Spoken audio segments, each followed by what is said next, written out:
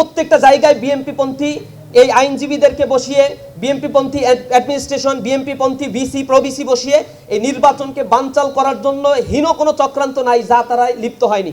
আমরা এগুলোর তীব্র নিন্দা প্রতিবাদ জানাই। সরকার যদি এ ব্যাপারে কঠোর পদক্ষেপ না হয়, না এবং অনমনীয় ভাব প্রদর্শন না করে, তাহলে তাদের চরম মূল্য দিতে হবে।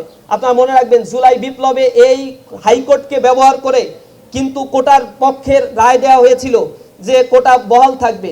জনগণ তখন রাস্তায় নেমেছিল এবং প্রশাসনের পক্ষ থেকে, তখন আওয়ামী ফ্যাসিবাদের পক্ষ থেকে ওই রায়কে রাতারাতি বদল করার জন্য কোর্ট ডাকা হয়েছিল। রাতের বেলায়ও অফ ডেতেও কোর্ট ডাকা হয়েছিল।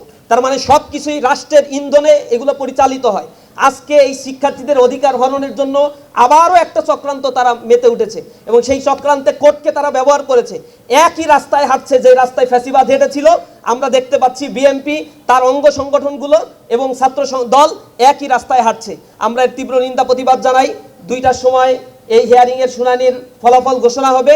আমরা আশা করি সরকারের বোধোদয় হবে এবং এই চক্রান্তে ফাঁদে পা দিয়ে সামনের জাতীয় নির্বাচনকে তারা প্রশ্নবিদ্ধ করবে না, একপাক্ষিক আচরণ তারা বন্ধ করবে। যদি না করে, সারা দেশব্যাপী ইসলামী ছাত্র শিবির লাগাতার কর্মসূচি দিতে বাধ্য হবে সাধারণ শিক্ষার্থীদের নিয়ে।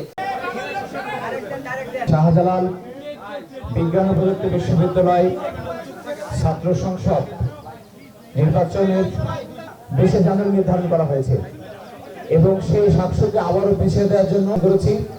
তো সংবাদ সম্মেলনের এই পর্যায়ে আপনাদের সামনে সার্বিক বিষয়ে ব্রিফ করবেন ইসলামী ছাত্র শিবিরের।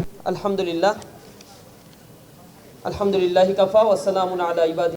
উপস্থিত সাংবাদিক বন্ধুগণ, আসসালামু আলাইকুম ওয়া রাহমাতুল্লাহি ওয়া বারাকাতুহু। বিজ্ঞান ও প্রযুক্তি বিশ্ববিদ্যালয়ে দীর্ঘ প্রতীক্ষিত কেন্দ্রীয় শিক্ষার্থী সংসদ। আসসালামু আলাইকুম ওয়া রাহমাতুল্লাহি ওয়া বারাকাতুহু।